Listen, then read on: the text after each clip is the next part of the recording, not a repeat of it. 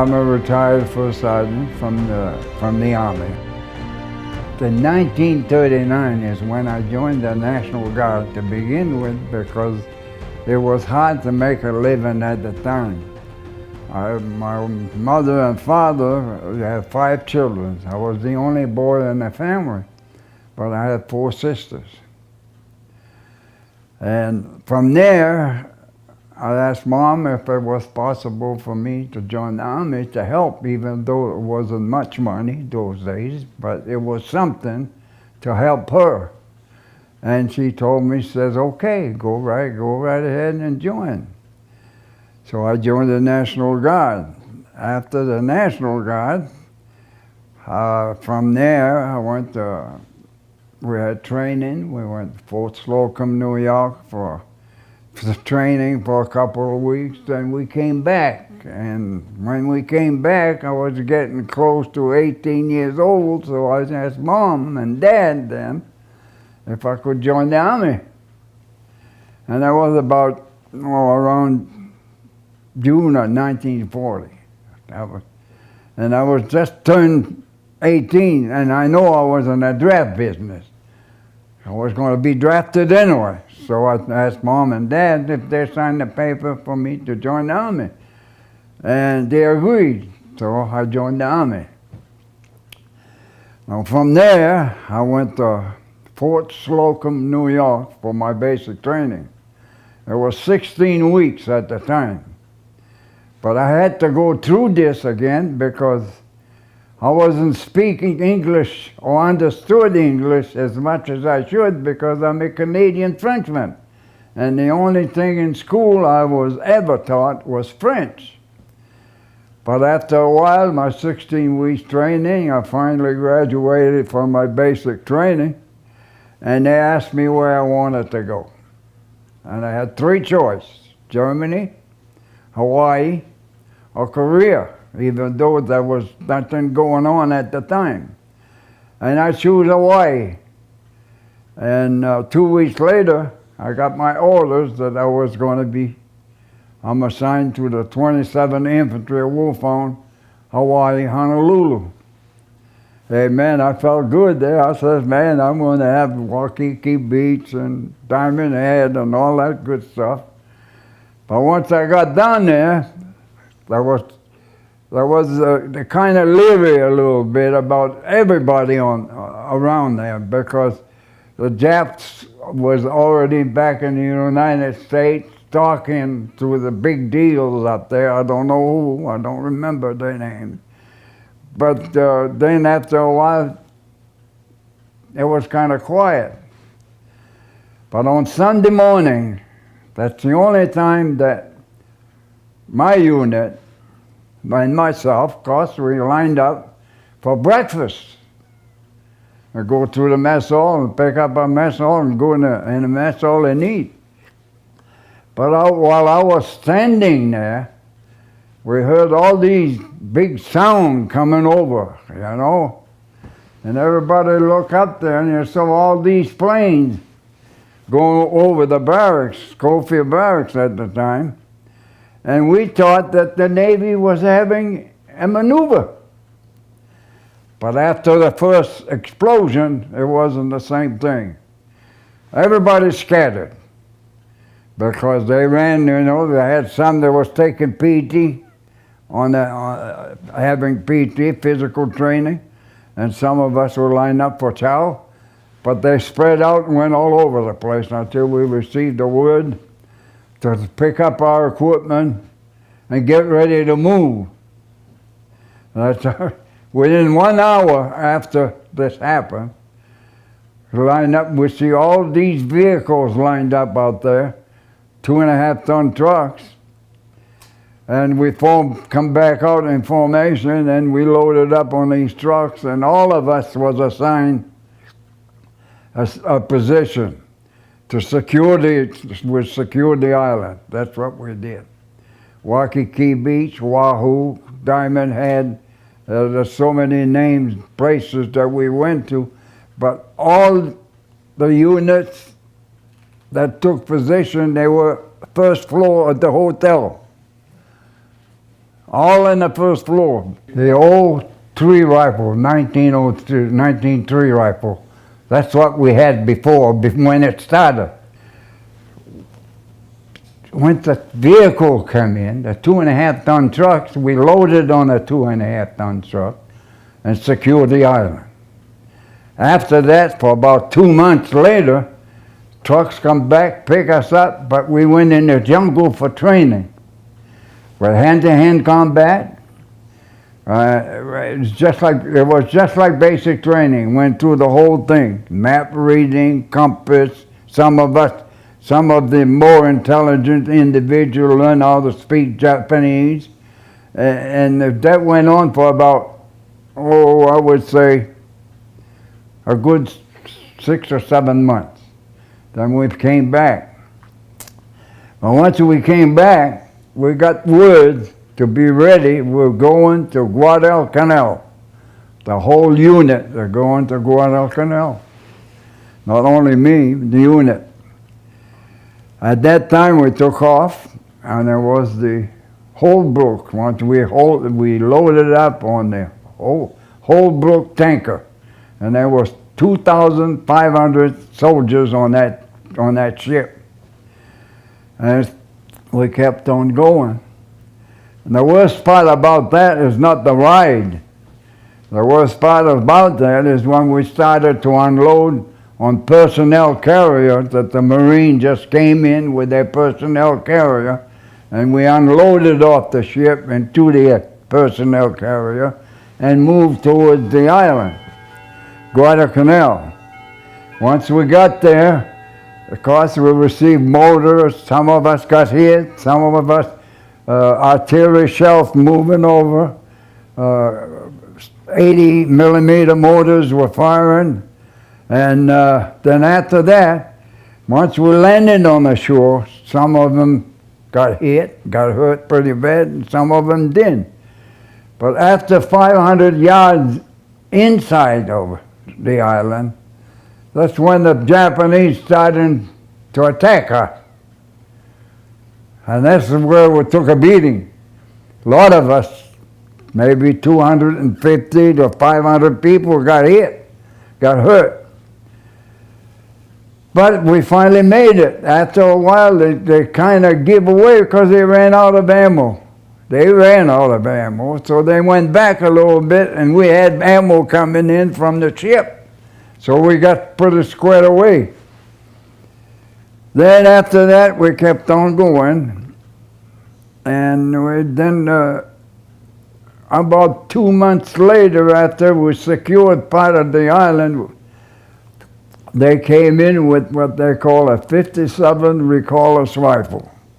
It was like a little artillery piece on wheels that the Jeep would tow around, to move around with ammo in the Jeep. 57 reckless rifle is what they call it. At that time, I was a platoon sergeant at that time. Even though I was a corporal, I was a platoon sergeant. I was in charge. And the orders came down that day that there would be no Army personnel in the ocean, traveling in personnel carrier. There'd be no American forces moving in. But we heard sounds. So we heard sound. There was 2 people awake all the time. 2 people in a section that were supposed to be awake all the time. At that time, guy woke me up, and I went and woke up everybody and let them know that they're coming. I don't know where they're going to hit, but they're coming. It just happened that we had an opening out there, big enough for a personnel carrier to drop their barges. But the gunner, when he loaded the canister ammunition, he hit the breech block and he couldn't load it. So what I had to do, due to the fact that I had training on it, I took it apart that night and lined them up on the ground and put it back together. And by the time that gate was down, we fired. And there were 250 lead balls, little lead balls, on canister ammunition. And there was 21 Japs dead in the morning at dawn. That was one of my hero. I call him my hero. It's not my hero, it's just the idea that had to be done, or it was me or him. So after that, it went pretty good for about, maybe 4 or 5 days. Then we got ordered again to move. I was assigned, first we were assigned to the 1st Marine Division. Then we was ordered to move with the 1st Marine Division. From there we went to Solomon Islands. From there, from the Solomon Islands, again, man, it's rough. Rain, mud, water. We probably was maybe 2 or 3 days without nothing to eat. Just say sea ration, can of ration or something. And then they come again. We had another, what they call banzai, and a whole bunch of them come out of it, and they try to get, destroy us, but we destroyed them first, because we was ready for it. A couple of times while we was waiting for the Jap we were snipers that were firing at us, and they were hanging up in the trees. We finally discovered that they were tied up in the coconut trees. So we fired at them. If we got them, they'd come down, but they hang there. They didn't go all the way down. They stayed all tied up on a rope. I don't know if you've seen that on TV or not, but that's true. That is true. If you ever see that, that's true, man. It was muddy. It was hot. It was hard. It was terrible. I cannot explain how I made it through myself without the rest of us. When I left Hawaii, there was 219 troops in the company itself, B Company, 2nd Battalion. And by the time we got to New Zealand to reorganize, there was 19 of us left. And that's wounded, killed, malaria cases, sickness and stuff like that. They were not all killed. Some of them were just malaria cases, and that's the one that didn't take the military pills when they were supposed to. They were supposed to take a pill every morning for it. But some of them did, and they wanted to get out of there. Which they do today anyway. Some of them. All these islands there in the South Pacific, from one island to the other, I was on them. Then it kept on going like that now for, 5 years. At the end of the 5 years, when we went back to New Zealand to reorganize, and when we reorganized, and we was heading to the Philippine Islands with MacArthur. And when MacArthur, he caught him in his Jeep and this little pipe come around, and he explained to us what was going on and everything. But on the way down there, the Japanese surrendered. So we turned around and went back to New Zealand for a couple of months, and it came back to the States. After we came back to the States, and I got discharged, 1945. All 6 or 7 years, never came back. So when I got discharged the last time, I went back to where I came from, and I couldn't find where I used to live. And that's the truth, man. I had to ask the cop what my address was, man. Oh, that's funny.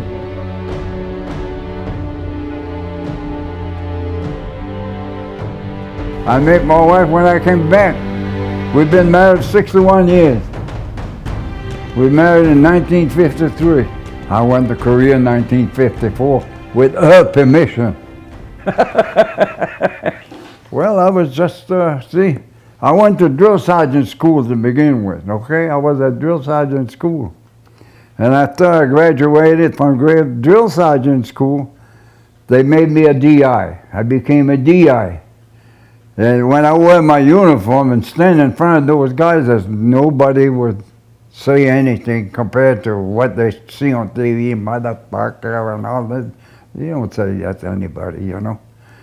But that's the way it was, man. I had good platoons, man. I had plaques. I had 4 plaques being the outstanding drill sergeant, really. I got 5 Bronze Stars. I got 2 Purple Heart. I got the Silver Star. I got the Air Medal. And the reason why I have the Air Medal is because I volunteered to be a machine gunner on a chopper.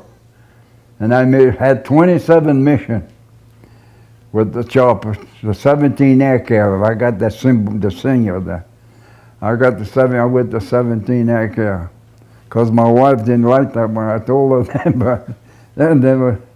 But I volunteered because, you know, I was a sergeant first class then. And said I knew machine gun and I knew any weapons that they had I could put apart and take it apart and put them back together at night. How many more things are there? There's only a couple of things, man. Okay, when I went to Korea, it wasn't as bad. It wasn't the very beginning of the Korean War, but it was almost in the middle of it. You know, so I had to fight like everybody else. Rice paddy, all kinds of good stuff going on. Motors. As far as the Korean is complex, it was bad, but it wasn't as bad as the Second World War. Because the Second World War, we stayed there with them. We didn't quit, then come back, then send somebody else and come back. You know, it was always. We got soldiers at the end of the war, almost at the end, 45 to 48 years old fellows that's been married with 4 or 5 children, man. They were drafted. You know, it's a different story than what it is now, I'll tell you. We had the scout that could speak Korean, and if we came to a village where we didn't see nobody but women, but the scout would find out what's happening. They would say they're in a rice paddy and stuff like that, or you know, you never believe what they said anyway, what they did say, and that's the way it was. We had 1 scout with us all the time, and the second time I was down there, I heard that the guy that was supposed to be our scout was an interpreter for the other team. He was a spy, man. And that's what happened to him, man. I went to Korea for 2 years. First I went to Korea 1 year. I come back. When I came back, I still was a DI. Okay? Then I get orders again to go back to Korea. So I went to Korea, and all I did then, I was first sergeant then, and all I did, I had an office job, and I was on the security company, is what I had.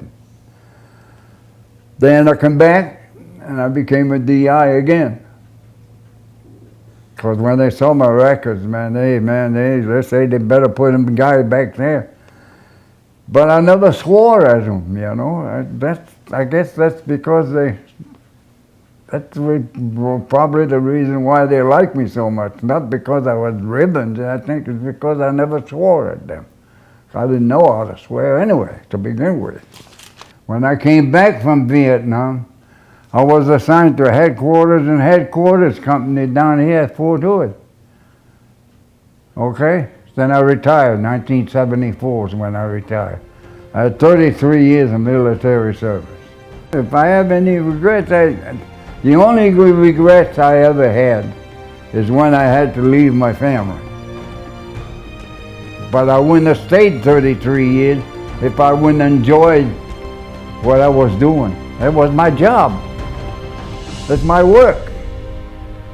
You know, when they first started over here, when they started in Iraq over here, I put my uniform on and I went to the recruiting office to re-enlist.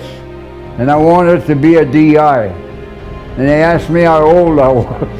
And when I told them my age, He said, get out of here.